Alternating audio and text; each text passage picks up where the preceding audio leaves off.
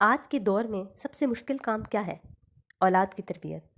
کبھی سوچا ہے گھر میں رکھیں تو موبائل، ٹی وی اور انٹرنیٹ، باہر بھیجیں تو بری صحبتیں، تعلیمی اداروں میں بھیجیں تو وہاں کا ماحول۔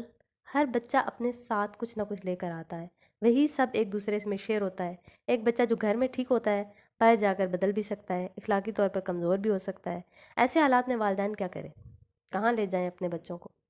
آج واقعی ایسا لگتا ہے کہ اس معاشرے میں سب سے مشکل کام اولاد کی تربیت کرنا ہے۔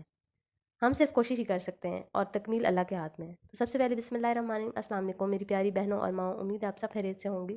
الحمدللہ میں بھی خیریت سے ہوں۔ اچھا جی، میں آج آپ کے ساتھ ایک اہم بات شیئر کرنا چاہتی ہوں۔ میں نے بسم اللہ نور سٹوریز کے نام سے ایک چینل شروع کیا ہے۔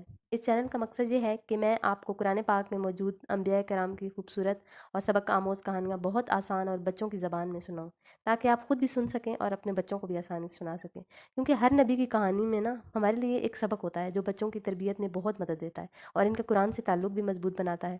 ہم میں سے اکثر ماؤں کو بہت سی چیزوں کی مکمل تفصیل نہیں معلوم ہوتی، جیسے حضرت یونس علیہ السلام کا واقعہ ہے کہ وہ مچھلی کے پیٹ میں تھے، لیکن یہ کیوں ہوا اور اس میں کیا سبق ہے یہ ہمیں پوری طرح معلوم نہیں ہوتا۔ اسی طرح حضرت نوح علیہ السلام کی کہانی میں بھی بہت سی ایسی باتیں ہیں جو ہمیں پہلے معلوم نہیں ہوتی، لیکن جب ہم تفصیل سے پڑھتے ہیں تو ہمیں سمجھ آتی ہے۔ اسی لیے میں نے یہ چینل بنایا ہے کہ تاکہ ہم خود بھی سیکھیں اور اپنے بچوں کو بھی سکھا سکیں۔ تو آپ سے ریکویسٹ ہے کہ آپ ضرور میرے چینل کو وزٹ کریں، اس کا لنک ڈسکرپشن میں اور کمنٹس میں دے دوں گی۔ آپ خود بھی سنیں اور اپنے بچوں کو بھی سنائیں، تاکہ ہم اپنی اولاد کو دین سے جوڑ سکیں اور ان کی اچھی تربیت کر سکیں۔ تو آج کی ویڈیو شروع کرتے ہیں۔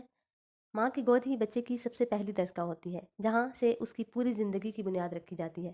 بچہ سب سے پہلے اپنی ماں کو دیکھتا ہے، اس کی باتیں سنتا ہے اور وہی سب سیکھتا ہے۔ اگر ماں خود دین سے جڑی ہوئی ہو تو بچے کے دل میں بھی دین کی محبت پیدا ہو جاتی ہے۔ اللہ تعالیٰ نیک ماں کی محنت کو کبھی ضائع نہیں کرتا، اس کی برکت بچوں میں ضرور نظر آتی ہے۔ اگر ماں صبر کرنے والی ہوگی تو بچہ بھی صبر سیکھے گا، اگر ماں نرم مزاج ہوگی تو بچہ بھی ویسا ہی بنے گا۔ مثال کے طور پر اگر ماں نماز کی پابند ہے تو بچہ اسے دیکھ کر خود نماز کی طرف آئے گا۔ ماں کی چھوٹی چھوٹی عادتیں بچے کی پوری شخصیت بناتی ہیں، اس لیے سب سے پہلے ہمیں خود کو درست کرنا ہے، کیونکہ ہماری گود میں ایک پوری نسل پل رہی ہوتی ہے۔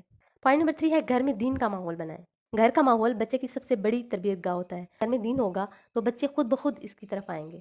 اگر گھر میں نماز، قرآن اور اللہ کا ذکر ہوگا تو بچے بھی انہی چیزوں کو اپنی زندگی کا حصہ بنائیں گے۔ مثال کے طور پر اگر آپ کھانے سے پہلے بسم اللہ پڑھتے ہیں تو بچہ بھی یہی سیکھے گا۔ اگر آپ صبر سے کام لیتے ہیں تو بچہ بھی سیکھے گا۔ بچے نصیحت سے نہیں بلکہ ماحول سے سیکھتے ہیں، اس لیے اپنے گھر کو ایسا بنائیں جہاں دین نظر آئے، صرف باتوں میں نہ ہو۔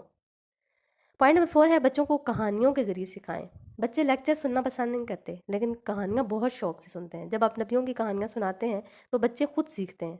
اسی طرح آپ حضرت محمد صلی اللہ علیہ وسلم کی زندگی کے واقعات بچوں کو سنائیں۔ حضرت نوح علیہ السلام سے صبر سیکھتے ہیں، حضرت یونس علیہ السلام سے اللہ پر یقین سیکھتے ہیں۔ کہانیوں کے ذریعے بچے کو ڈانٹنے کی ضرورت نہیں پڑتی، وہ خود سمجھ جاتا ہے کیا صحیح ہے اور کیا غلط۔ اس لیے کہانیاں بچوں کی تربیت کا سب سے آسان اور بہترین ذریعہ ہے۔ رات کو بچوں کو کوئی نہ کوئی سچی کہانی، سبق آموز کہانی ضرور سنائیں۔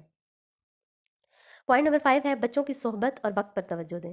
بچہ جیسا ماحول دیکھے گا ویسا ہی بنے گا۔ اگر اس کے دوست اچھے ہوں گے تو وہ بھی اچھا بنے گا۔ آج کل موبائل بھی ایک بڑی صحبت ہے جو بچے کی سوچ کو بدل رہی ہے، اس لیے ضروری ہے کہ ہم بچوں کے ساتھ وقت گزاریں، ان سے بات کریں، انہیں سنیں۔ اگر ہم انہیں وقت نہیں دیں گے تو وہ باہر سے سیکھیں گے اور پھر ہمیں شکایت ہوگی کہ بچہ بدل گیا ہے۔